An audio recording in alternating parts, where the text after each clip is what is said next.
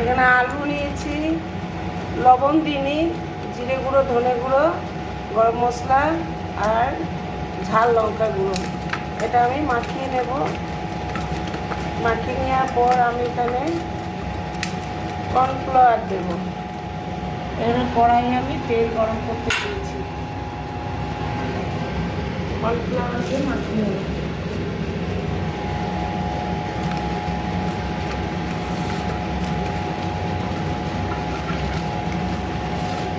লবণটা আমি খাবার সময় দেবো, বিট লবণ।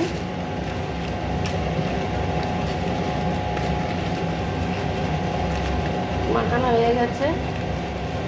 আলুটা কেটে ধুয়ে ঠান্ডা জলে ভিজিয়ে রেখেছিলাম। তারপরে আবার আলুগুলো শুকালাম, শুকিয়ে নিয়ে তারপর আমি আলুগুলো এবার তেলের মধ্যে ছেড়ে দেব। এইভাবে আমি ভেজে নেব। ভাজা হয়ে গেছে, তুলে নিচ্ছি।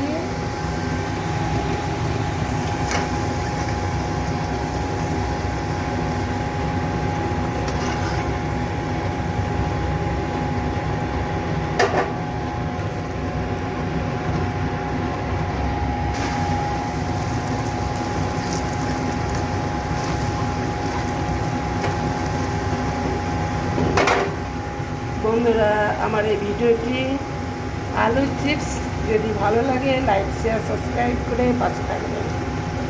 সুন্দর সেদ্ধ হয়ে গেছে, দেখুন বন্ধুরা। এখানে আমি দেব বিট লবণ। বিট লবণ দিচ্ছি আর দিয়ে দেব গোলমরিচ গুঁড়া আর দিয়ে দিচ্ছি শুকনো লঙ্কা গুঁড়া।